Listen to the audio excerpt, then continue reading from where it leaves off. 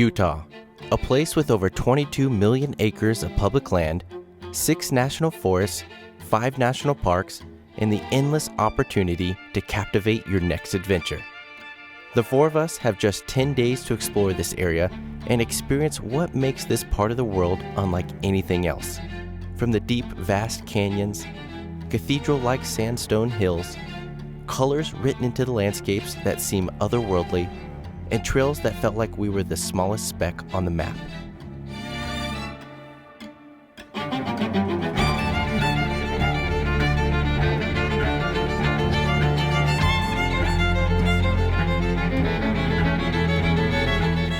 This is a place for those seeking a new and fresh perspective on their travels, no matter how grand or small they may be. Though before we dive in, preparations for the vehicles need to be made.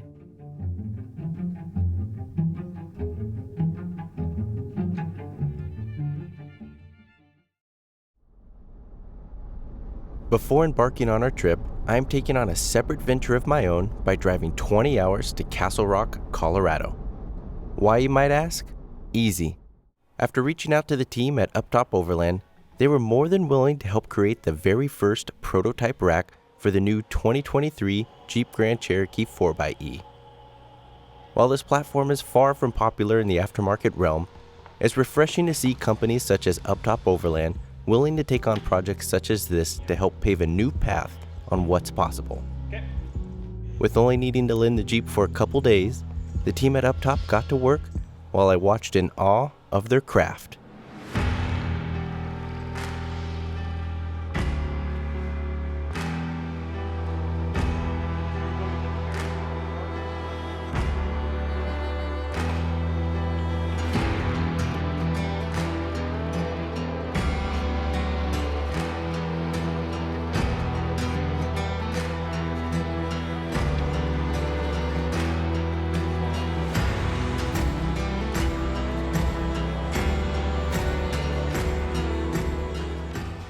In under 48 hours, a brand new prototype rack was put together, and needless to say, I was grinning ear to ear. Micah, Jake, and the entire team at Rooftop did a fantastic job bringing this project to life, and I can't thank them enough. A true testament to their products was both proven and showcased right after assembly. Though if you're in the market for a new rack or considering making a leap to something different, be sure to give these guys a call.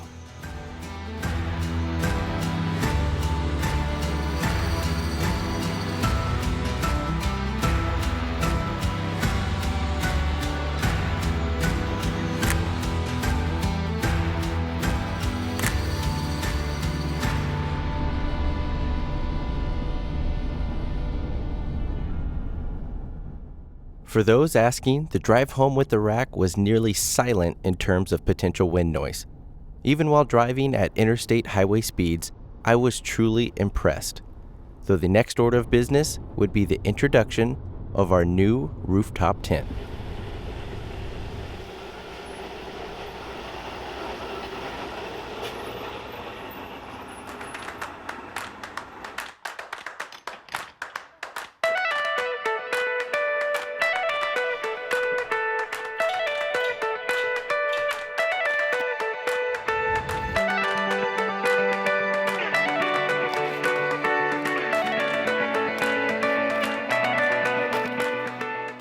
I'm happy to introduce the new Canyon Model Rooftop Tent by Kakadu.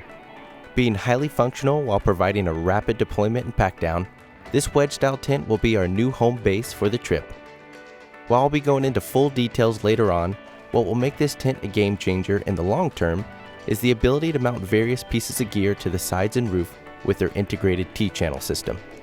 Though for now, we are 2 days out from leaving, and our main goal is simply getting the tent mounted and ready for departure.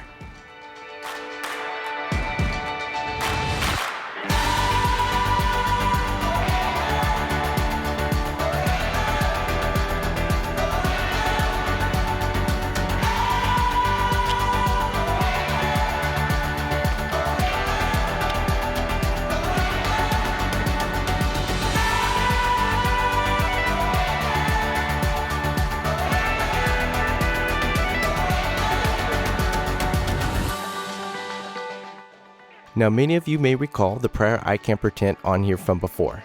While that tent served me incredibly well in essentially every weather condition you can imagine, including our previous adventures in Alaska, it was time for me to begin a new chapter with a fresh, long-term focus. The best part of it all was the ability to reconnect with prior colleagues who are now running the U.S. operations for Kakadu.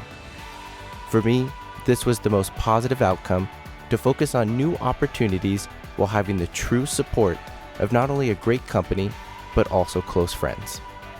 I'm excited to showcase more about the tent and how it will help pave the way for what's yet to come.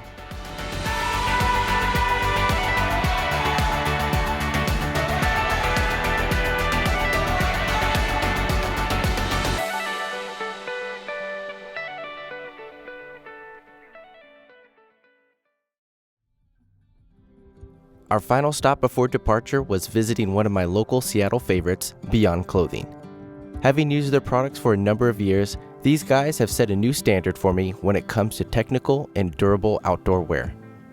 From providing a solution in the heat of the day to expedition-ready layering systems, I'm proud to help support and showcase their clothing, as some of their newer recent product launches will be packed in the bags before we head out. Though with all that said, we are finally Utah bound.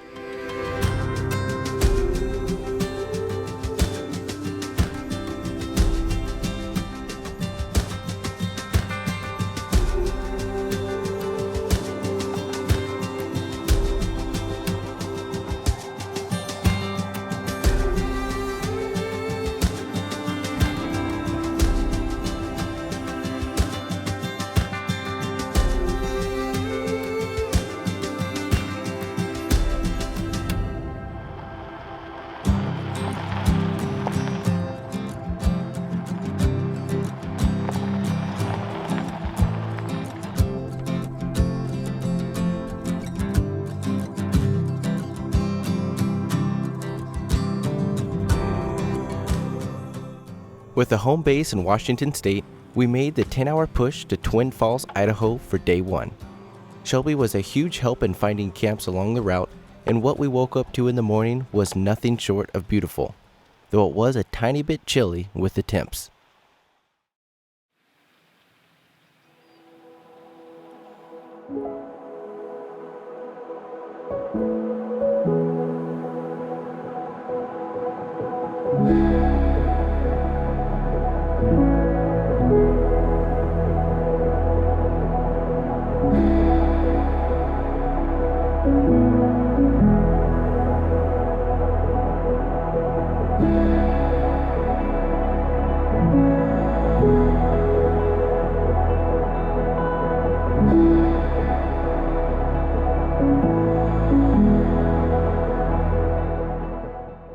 Freezing. Are you cold? Yes. Is it chilly? No, it's so hot out. I'm gonna go for a swim. With temps in the mid to upper 30s, it was certainly a cold start to the day, maybe more so knowing that the Utah weather awaiting us would be more accommodating.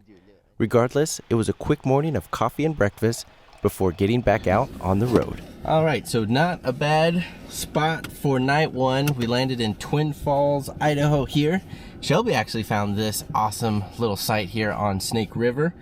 So we pulled in 12:30 in the morning last night, this morning, I don't know. Went to bed at 1 a.m. and nice little spot for a 10-hour drive the day prior. So today is a little bit much of the same. We got about a 7-hour drive today. Our goal is to land in the Goblin Valley area. So we're gonna scoot out of here, await another long day, and see what lies on the road ahead.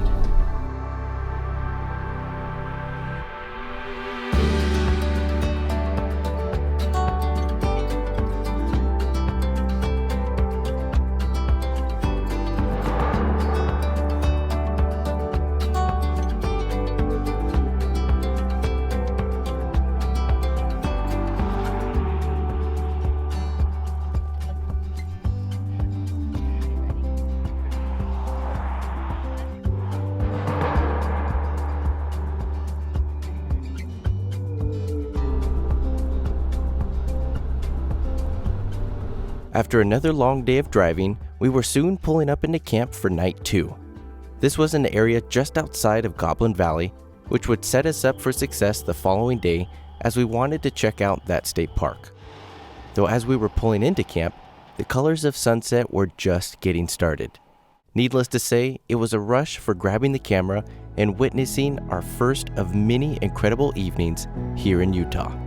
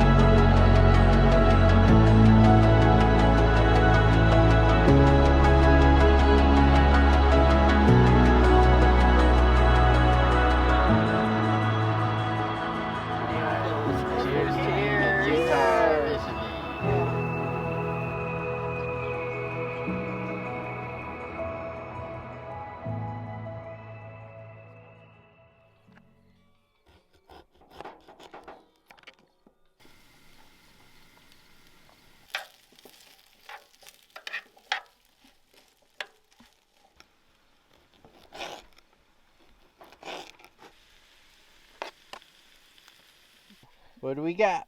So we're doing some kielbasa sausage, potatoes, corn, and some pineapple to sweeten it up. Ooh, that looks good. Yeah. Nice. So did you just do salt and pepper? And then the pineapple? That's it, because the pineapple has the natural sugars. The kielbasa sausage is already seasoned. Yeah. So it was really just seasoning the potatoes and the corn. Well, good morning, everybody. I tell you what, kicking off our 10-day trip here in Utah is absolutely fantastic. We're just scratching the surface of what this place has to offer, and last night really proved it. We came in and found camp just outside of Goblin Valley here, and probably witnessed one of the most spectacular sunsets that I've ever seen in this type of landscape. I was running around with the camera trying to get the drone for an aerial perspective and just get camp set up all simultaneously, so it was a little bit of a mad rush, but those colors were incredible. So we're just scratching the surface here, and I cannot wait to see what the consecutive days look like afterwards. I think our goal for today is to head further south towards the Factory Butte area, but our overall agenda is kind of still keeping it loose for whatever we all collectively as a group want to do. Obviously, Utah has so much to offer, so we can't possibly see everything, but we're going to do our best with the time that we have. But I tell you what, with these landscapes, it's going to be amazing no matter where we go. So this morning, we're taking it nice and easy. We've had a couple long, numerous hour drives to get to this point. So we all slept in. Camp Chef Mom is whipping up some pumpkin bread French toast. So we're going to keep the theme here for fall going. It's going to be amazing. And slowly pack up, head out of here, and maybe see where the rest of the road goes. I believe there's a nice hiking trail too that we might take on. But this is spectacular, and I'm so excited for what the rest of the week brings.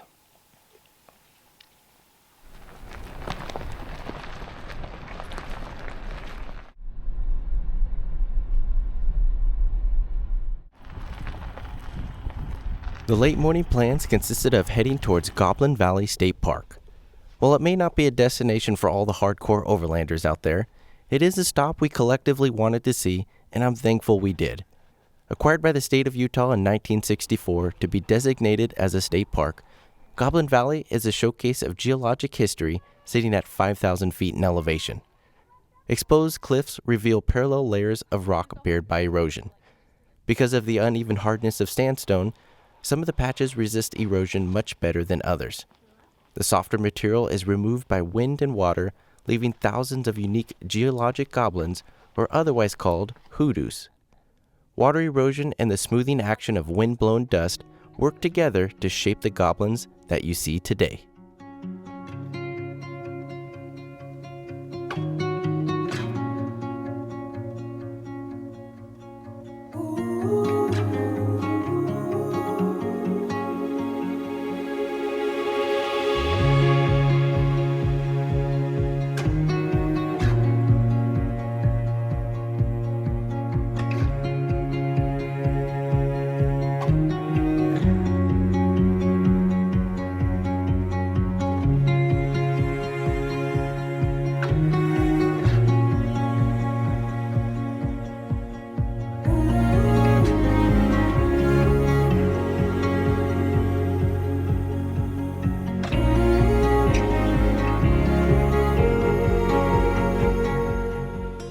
As we headed into the late afternoon, we wanted to complete a trail that led from Goblin Valley to the Factory Butte area. The goal was to make it to camp before sunset, though the landscape and trail ahead would make for a small challenge to reach that goal. Just wait till you see these drone shots.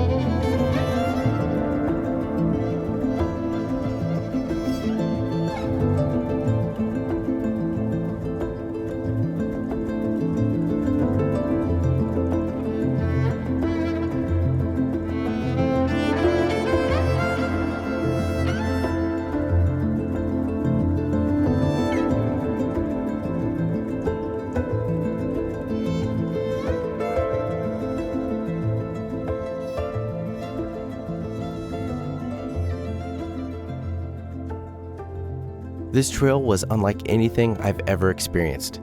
While being just over 20 miles in length, the landscape had left us all speechless. It was simply incredible to witness how drastic the scenery changed mile after mile in what felt like us being all by ourselves on a completely different planet. These are the memories that will last a lifetime. Experiencing this with those closest to you is one of the best feelings, and to think this was only day 3 of our time here in Utah.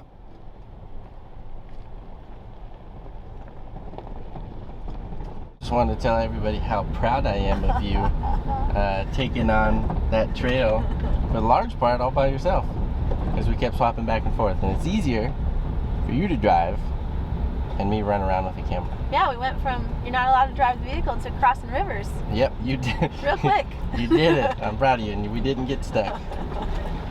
With just a few hours of daylight left, we were soon setting up camp for the evening and already reflecting back on the stunning scenery we witnessed today.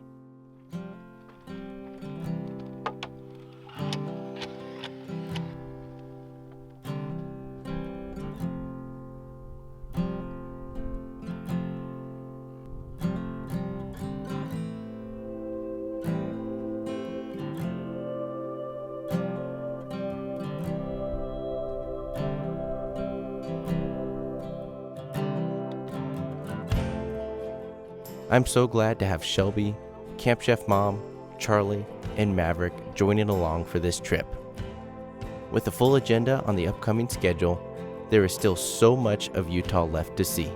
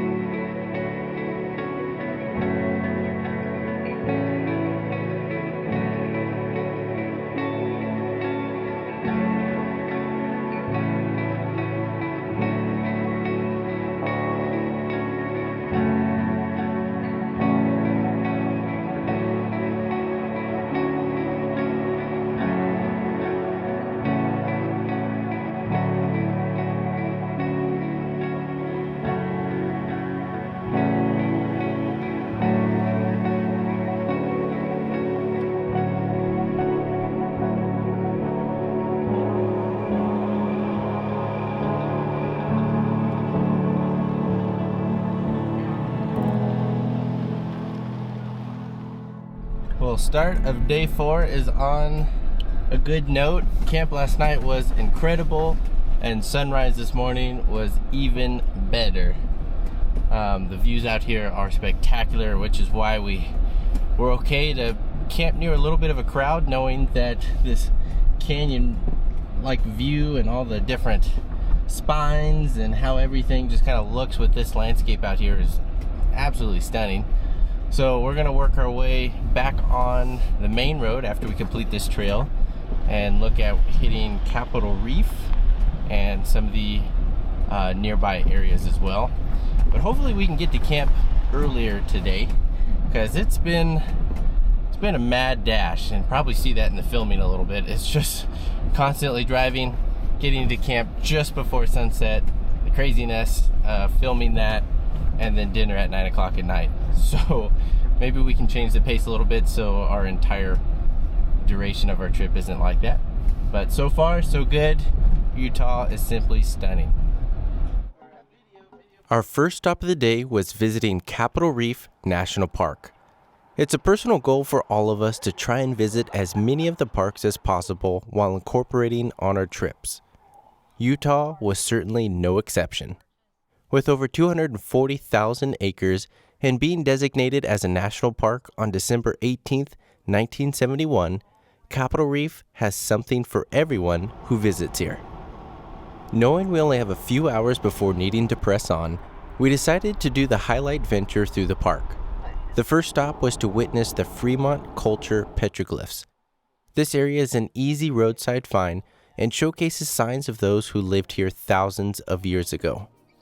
Here you can experience ancient carvings in the rock that display signs of human-shaped figures, among many others, depending on where you look.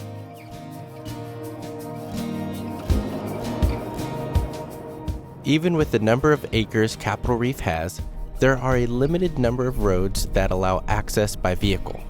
One of the more popular routes is the Capitol Reef Scenic Drive.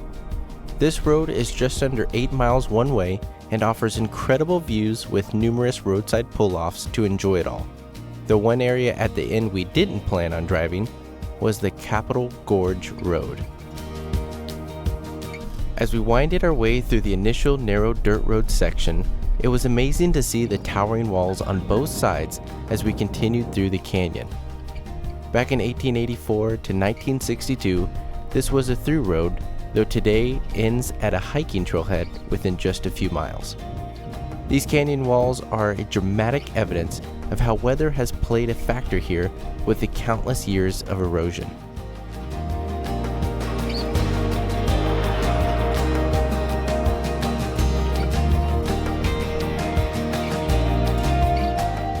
With time for one more stop before heading towards camp, we decided to visit Gooseneck's Overlook. If there was a roadside find to win them all, this would be it, at least for me. Being a short quick walk from the parking lot, this area offers expansive views at over 6,000 feet in elevation. Upon looking down into the canyon, you'll find the carvings of Sulphur Creek, which has shaped what you see today.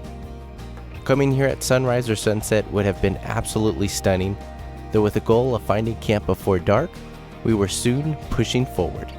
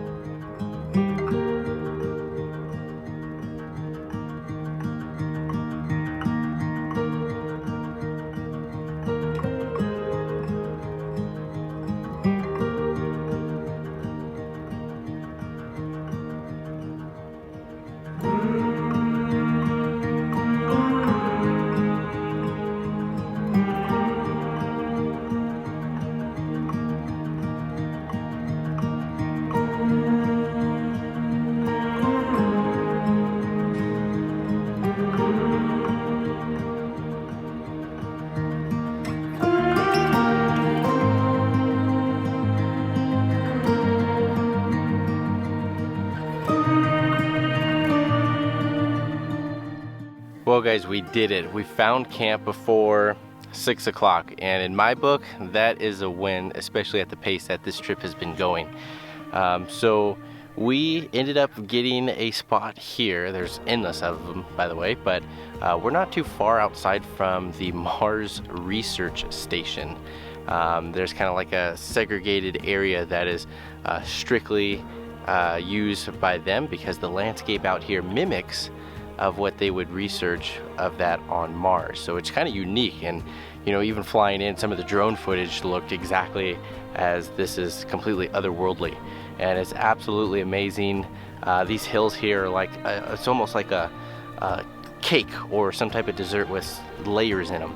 As you look at them, there's shifting of different colors as they transition up and down the hill, and they're just these nice cylinder mounds, and it's just absolutely beautiful and completely different than anywhere I've ever camped before. So as you can see behind me, we got the cars all situated, we're all leveled out, we're about to get camp set up and then enjoy yet again another spectacular Utah sunset, and hopefully we can see what it looks like from the sky again. So incredible day 4 here for our trip in Utah.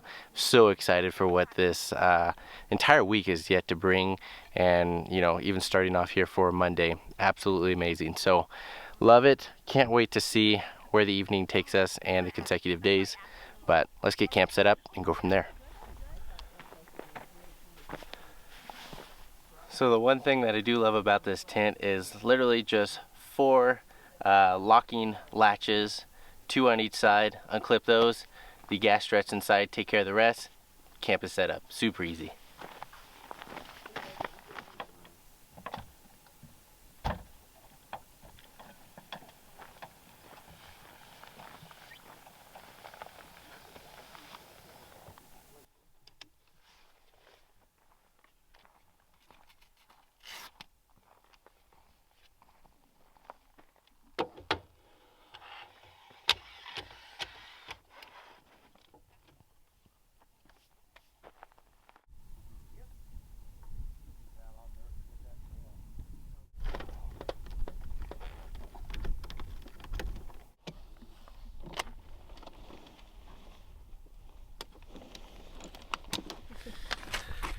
Shelby and I, before sunset and before dinner, like this entire trip, we're gonna hike up these beautiful multicolored hills and try and get a cool aerial shot.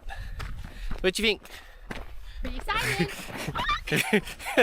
Too excited. If we make it, Don't distract me. that's staying in the video. I'm not sure if that's coming along on the camera, but this is what we're talking about. You can kind of see it's almost like a tiramisu. It's like just a multi-layered little colored effect here. So awesome. We're gonna try and get to the top of one. Here we go. She's running out of steam. She's running out of steam. It's hard to tell, but that is a very steep hill on camera. I'll give her that. I can't breathe. Did you do it? Yeah. How do you feel? Tired. So camp is way down there.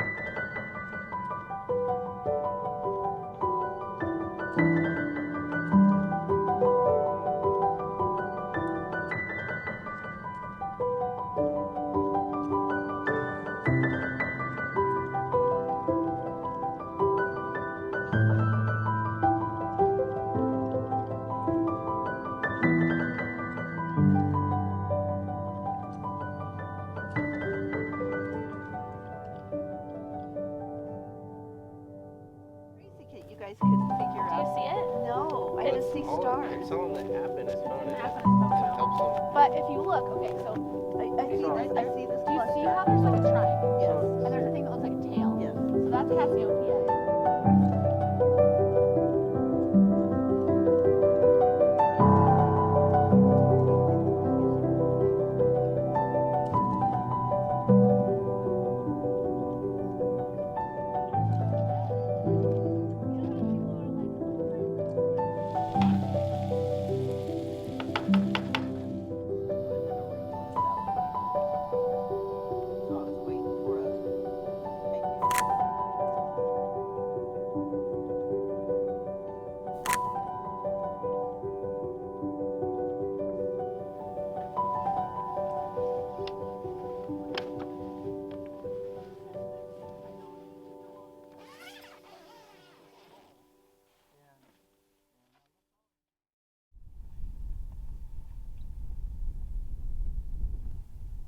After an eventful evening of a spectacular sunset, followed by stargazing well into the night, it was a relatively slow start the next morning, even with running around capturing sunrise photos. When you come across those special camps, it's hard to not spend additional time there or stay another night. Though knowing much more of Utah awaits us, we soon had camp packed away before making the 4-hour drive towards the Valley of the Gods. All right, guys, awesome night of camp. We are getting ready to head out here just over 9:30. So awesome start to the day. Are we all ready? Maverick and I are ready. Shelby's ready. Shelby's ready. Shelby's ready. All right, we're all good. Let's roll. Go.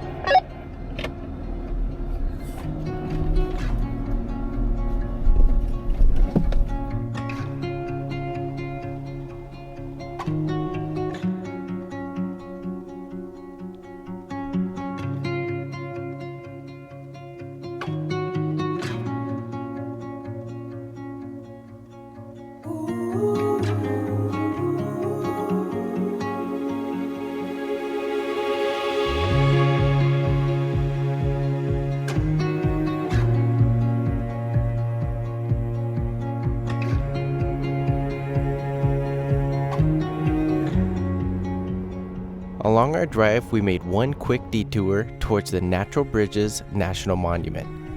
With only being 9 miles long on a one-way road, this scenic drive was a great way to beat the daytime heat with the stunning roadside views.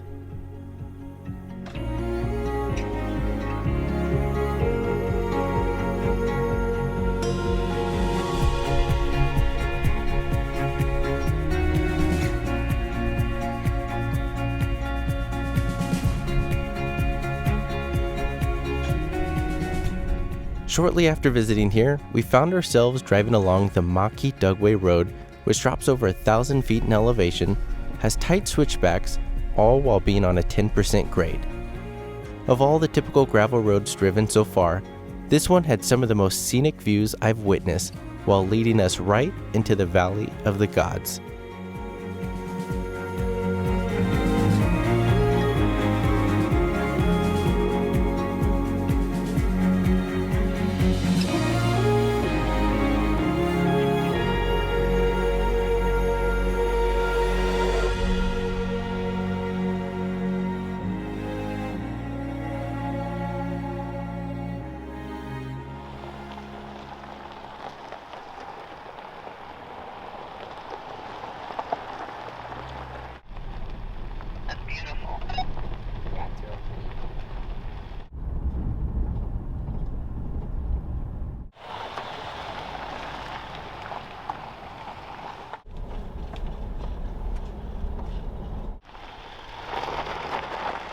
Having found camp in the late afternoon, we were able to escape most of the near 90-degree heat while getting a prime spot here in the Valley of the Gods. This area is absolutely stunning as the numerous rock formations and buttes showcase even more of the vast and incredible Utah landscape. With now being on day 5, we were all finding our rhythm and getting camp set up faster and more efficiently. While this may not sound like much, this is the perfect testing time for gear organization, identifying what works or could be left at home, or simply recognizing new opportunities for future trips. Either way, with being halfway through our time here, I couldn't ask for anything else.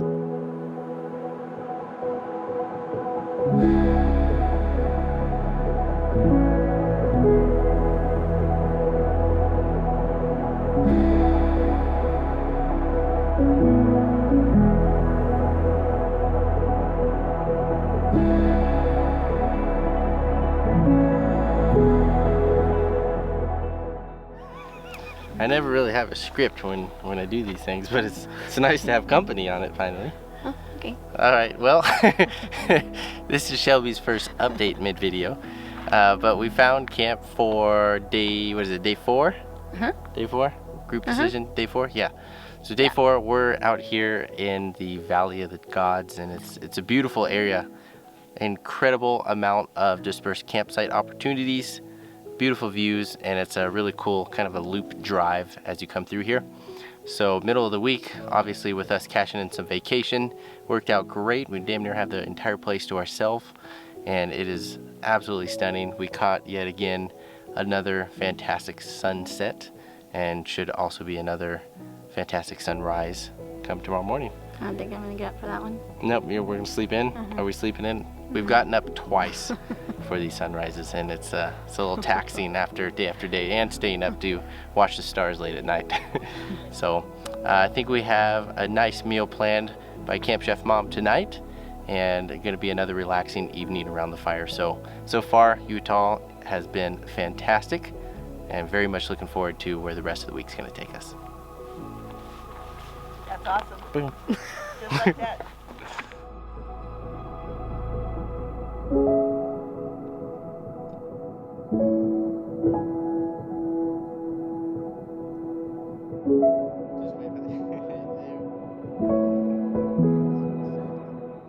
As the evening set in, we wrapped up our new normal routines, including putting the baby brother Maverick to bed, as well as offloading all of the camera footage, knowing tomorrow will be another big day.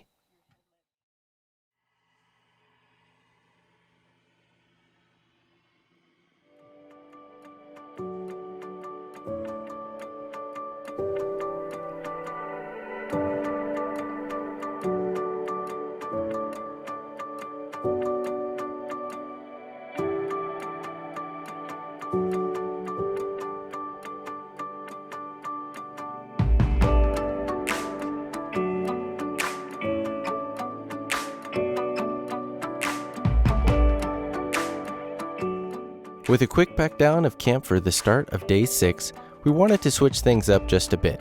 With the town of Mexican Hat not too far away, we took the opportunity to grab breakfast there before making our way to Monument Valley. For those who've seen the movie Forrest Gump, this is the spot you have to witness.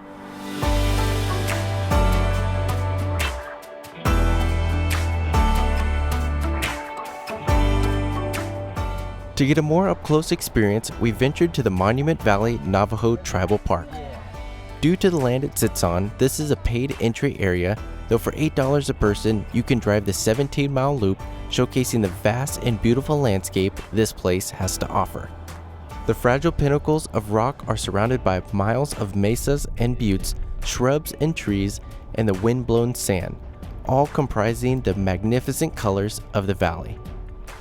All of this harmoniously combines to make Monument Valley a truly wondrous experience. This great valley boasts sandstone masterpieces that tower at heights of 400 to 1,000 feet, framed by the scenic clouds casting shadows that graciously roam the desert floor. The angle of the sun accents these formations, providing the scenery that is simply stunning.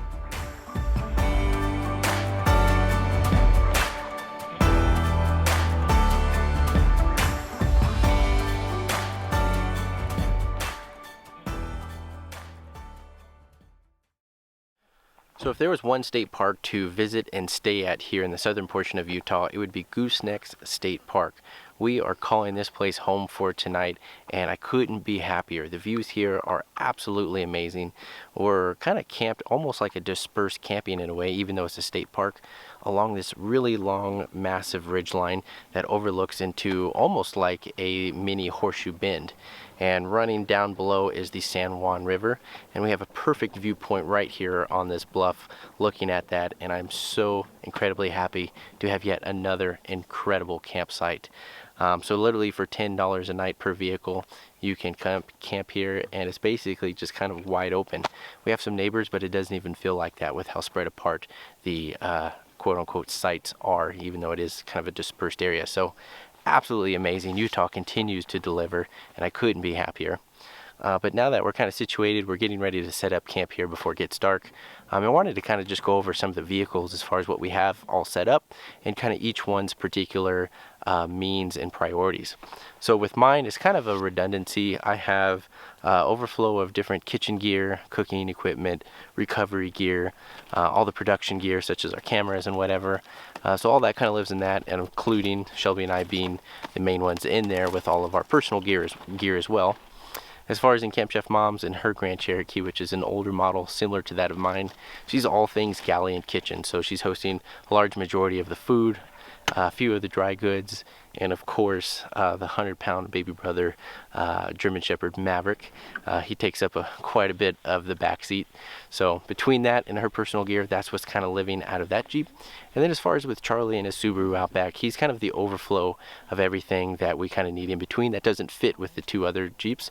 So that includes extra propane tanks for the fireplace and stove fuel for cooking and whatnot, and for having a nice fire in the evening, to all the dry goods that we have, as far as those just kind of taking up a lot of space, different various gears of just batteries and charging and solar panels and all that kind of stuff.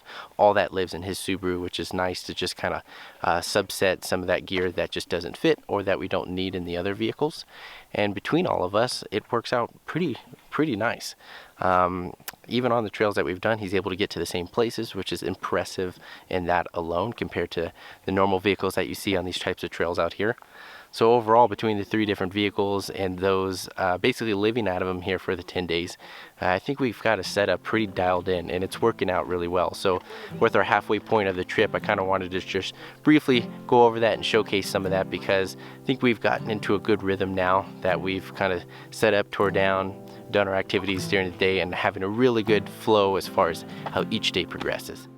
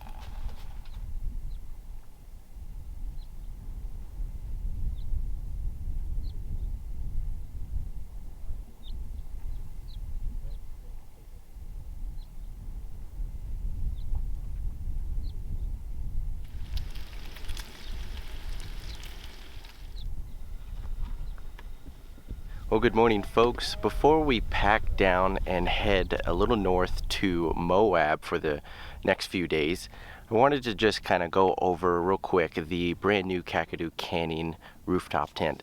Now, with about 6 days of using this tent, it's really shown a lot of great features and benefits and highlights. Kind of wanted to share that with you guys because I'm imagining some questions are brewing with this new rooftop tent. So for starters, it is, as you see, a wedge style tent, but what's nice is there is actually a scissor strut at the very front to allow a little bit more, I would say, toe box room, if you will, and even storage at the very front. And even included right there as well is another window to allow extra ventilation to help with any condensation issues, or even more so just helping with a nice breeze like we had last night.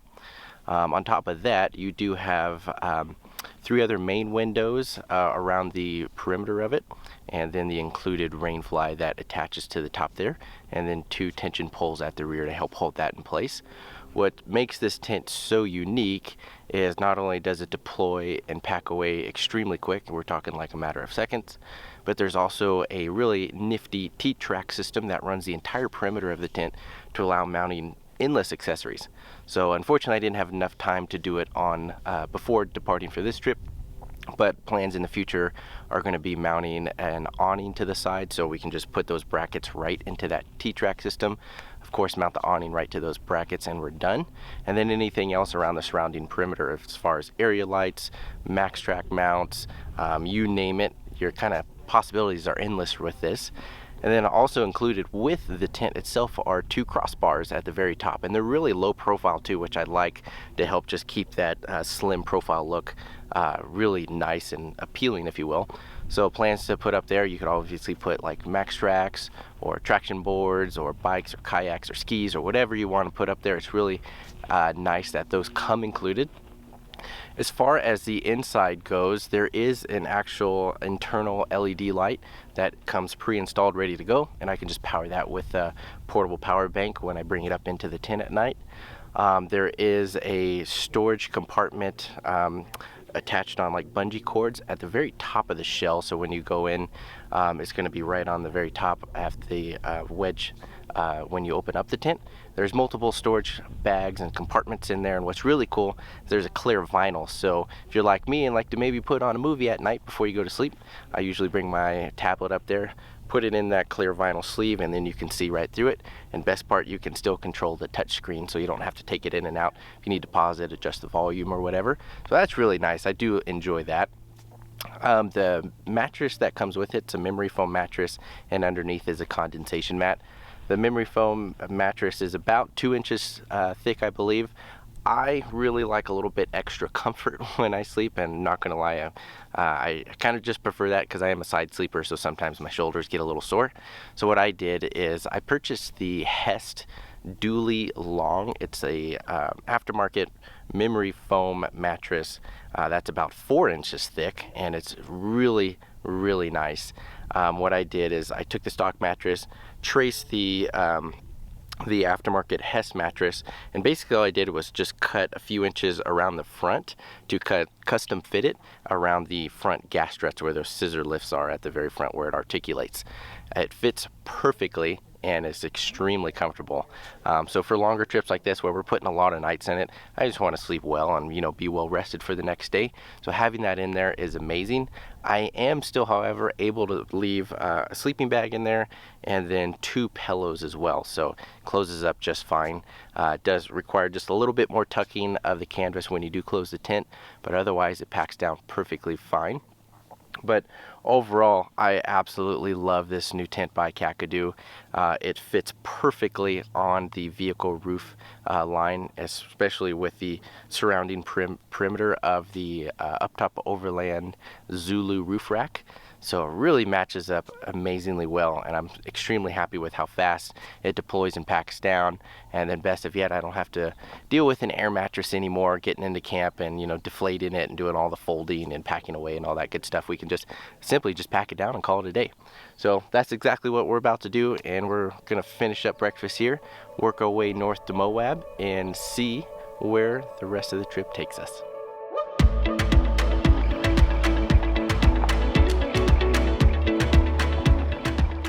From camp, we had a 2-hour drive getting to the town of Moab, and boy was I excited to be passing through here. It's an awesome place to stop for checking out the shops, grabbing a bite to eat, and feeling at home with the surrounding community of off-road and overland travel enthusiasts. Knowing we were going to be in the area for a couple days, we wanted to save visiting Moab for tomorrow and instead take our time visiting Arches National Park that was close by. Due to the high volume of visitation, Arches is on a timed entry system, so the evening before we reserved our entry for 1 p.m. today to ensure access.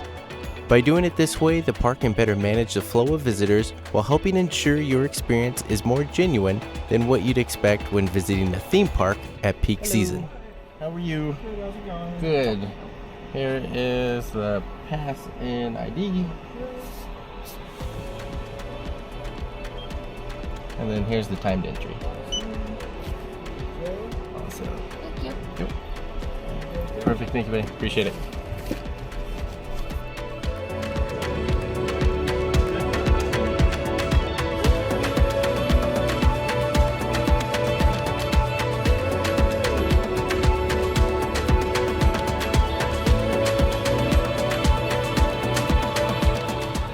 Yeah, there's Look at the three rocks above us, how they are just like precariously balancing themselves up there. Yeah, look at that. Those are massive rocks. Don't want those to fall on you. Look at that. The name of the game today was stopping at numerous roadside viewpoints. With a hot day already in full swing, hiking in the heat was a little too advantageous for me. And on a 90-degree day, it's kind of nice to be in your car and see it all from different pullouts and viewpoints while having AC. Because I'm kind of a weakling in the heat, and I'll be honest, I'll be the first to admit. More than kind of. Okay, a lot. A lot of a weekend. We're 10 degrees over your 75-degree limit. Yeah, well, even more than that, it feels like. But. One of our first stops was the Park Avenue viewpoint. This area offers a 2-mile round-trip hike that takes you through stunning scenery down a corridor of towering rock walls and curiously carved spires. It continuously amazes me how this landscape has shaped what you see today. It's unlike anything I've ever witnessed before.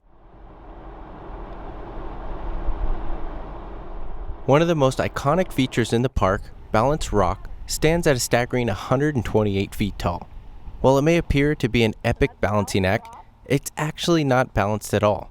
The top boulder of the Entrada sandstone sits attached to the eroding pedestal of Dewey Bridge mudstone, making the ideal layers for the formation of arches and balanced rocks.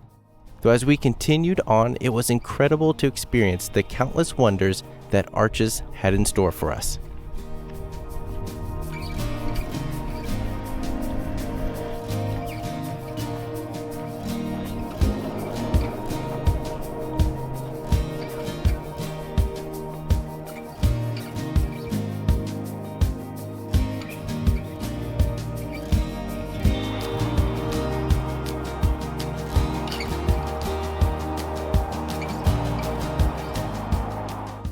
Alright guys, so a little bit of a confession to make here and an update.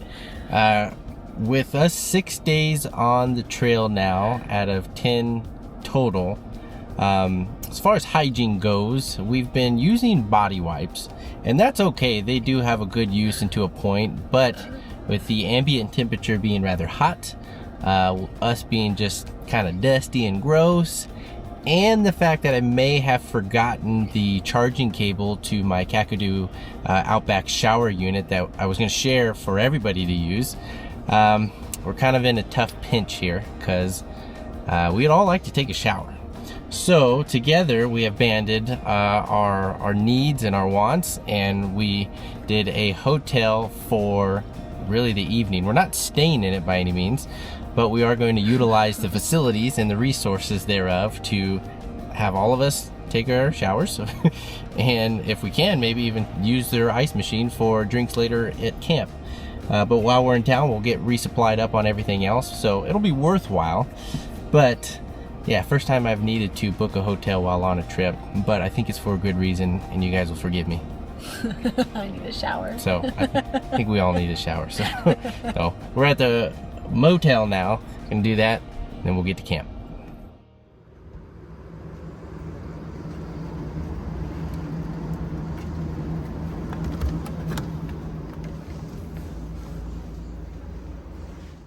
So I never thought I'd be so happy to see a shower. Yep, all this because I forgot my power cable. I know, shame on me. I'll know for next time. I'll be the first to admit, there's nothing like a shower to feel rejuvenated and ready for the adventures ahead. With everyone now smelling good as new, we even felt fine going into public for a quick snack ahead of finding camp for the evening.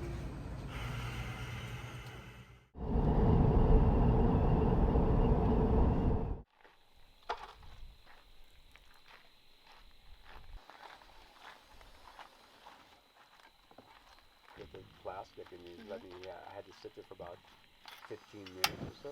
Yeah. You know, and then to go have them.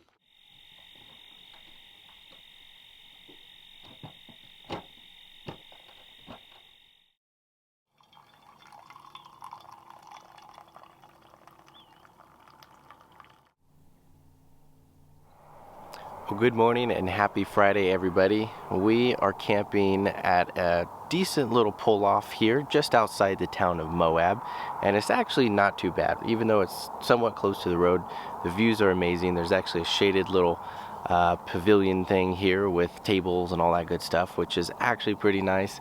So even for a late night find, this is pretty good.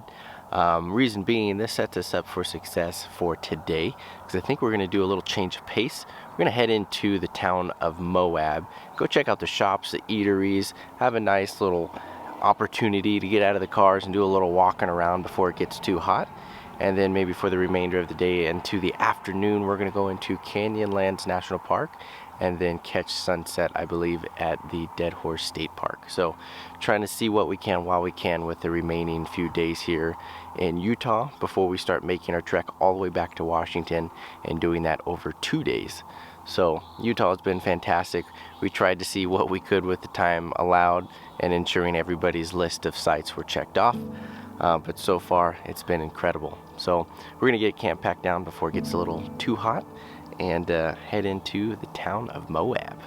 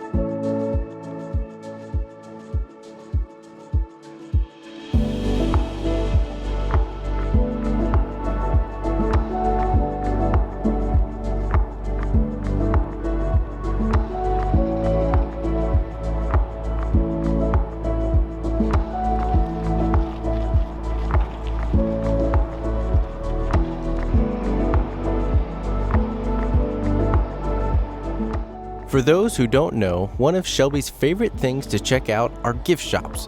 We even named the occasion Shoppin' with Shelby. Due to any unique town or city we visit, there must be time set aside to see what new memento we can come home with. Though I'll admit, Moab is home to some awesome shops while walking the main streets. Everything from fine art to apparel, you'll be sure to find something you like, including a nice place to sit back and relax before taking on the next part of the day.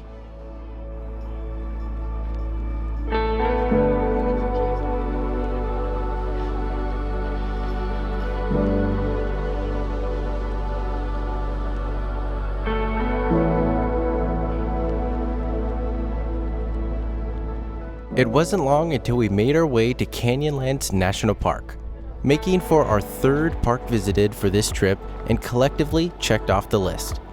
Established in 1964, this park preserves 527 square miles of colorful landscape that has eroded into countless canyons, mesas, arches, and buttes by the Colorado River and its tributaries.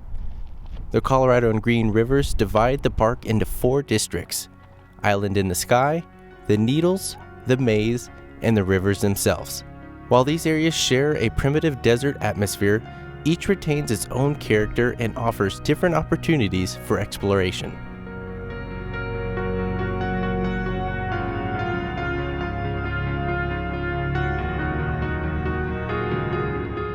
Our first stop was the Schaefer Canyon Overlook, which was by far some of the most impressive views I've witnessed on this trip. Seen from the overlook itself is the near 20-mile-long Schaefer Trail at the Island in the Sky district, which is an iconic road that descends 1,500 feet through a colorful, massive sandstone cliff. Its function has changed through the years, from a route made by Native Americans to access resources on the mesa top, to a trail for sheep herders moving flocks to better forage in the wintertime, and then a road for trucks moving loads of uranium from the backcountry to the market. Today, the Schaefer Trail is a challenging, unpaved backcountry road for the recreational users seeking an experience of a lifetime.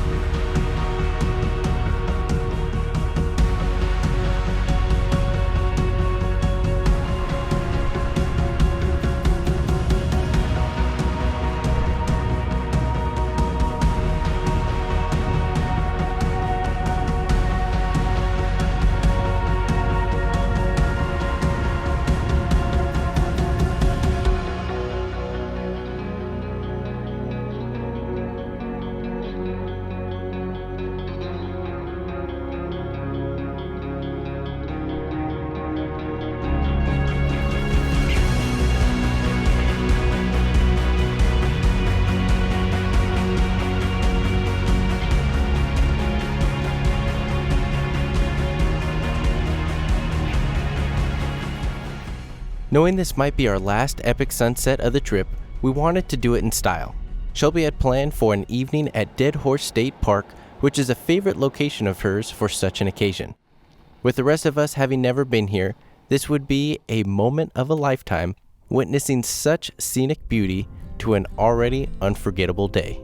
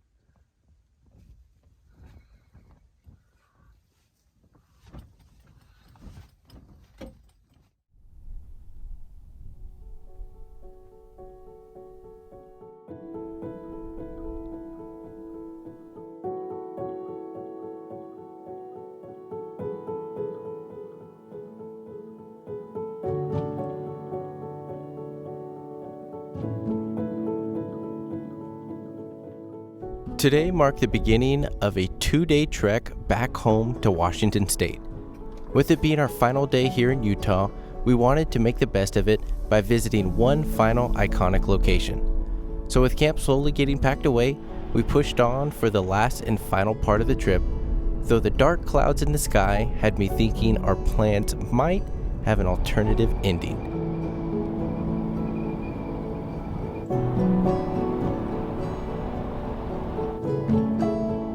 About 5 hours northwest from camp this morning is the Bonneville Salt Flats. One of my goals for this trip was to get the vehicles out on the salt flats to experience what it would be like driving here. Unfortunately, the weather had other plans.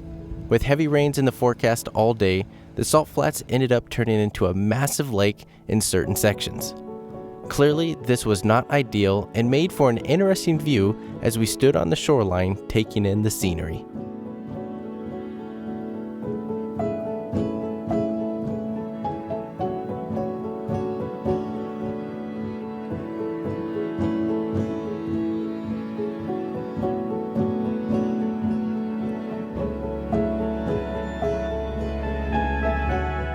As a last chance effort, we tested the surface conditions closer to the long stretch of the road coming in.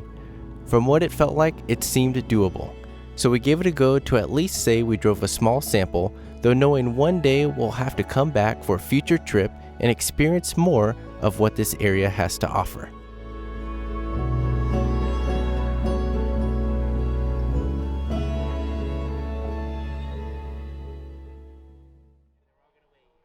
While our time here in Utah was brief, I can say with confidence that we'll be back again to explore and experience more of this incredible part of the world.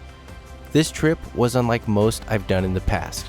With new opportunities come new beginnings. I wanted to showcase that no matter how grand or small your trips may be, no matter what vehicle you drive, or how much time you have to travel, all that matters is getting out and enjoying your surroundings. Utah was the perfect showcasing of these points and why they mean so much to me. I hope that each and every one of you are able to make new opportunities happen in your lives and cherish those memories with the ones closest to you. As always, I sincerely appreciate your support, and until next time, safe travels.